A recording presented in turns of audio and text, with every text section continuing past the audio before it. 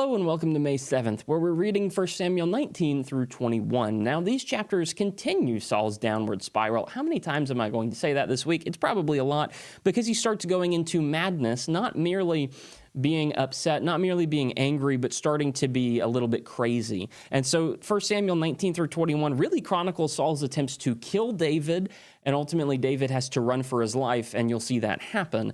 This is heading towards an ultimate confrontation. There's the kingship of Saul and the kingship of David. David hasn't been established yet, but he's going to be. And so there's a built-in conflict of interest between the two, and they won't be able to get along.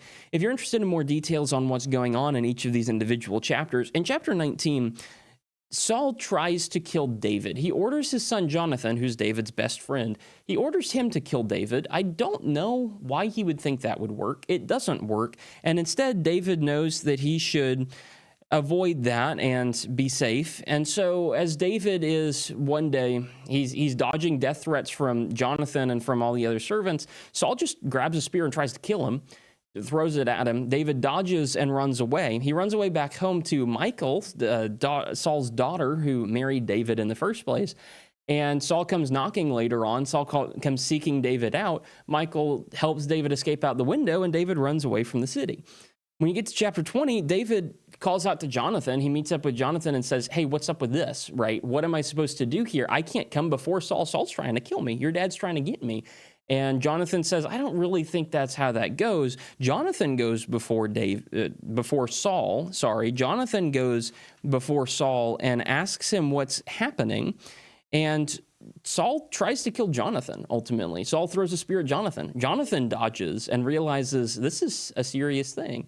Saul is not just a little bit mad about David. He's not just a little bit envious. He's ready to kill David. And when Jonathan questions him, he's ready to kill his own son.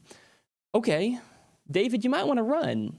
And so David does. And chapter 21 chronicles David's journey as he runs away from Jerusalem. He runs away to a place called Nob. He meets up with some priests there. So I assume the tabernacle's there. I don't know that for sure, but I assume it. He goes to this city named Nob. He meets with the priests. And this is where David's faithfulness starts to falter, because he lies to the priests. He says, Saul sent me on a secret mission, so I can't tell you why I'm here. He takes the holy bread, which is only for priests and only for God's holy chosen people.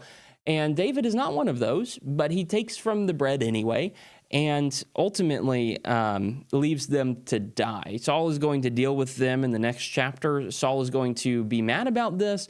David is really causing all his own problems here. He's setting a bunch of people up for failure because of his own sin. I'll see you tomorrow to continue the story. May 8th, where we're reading 1 Samuel 22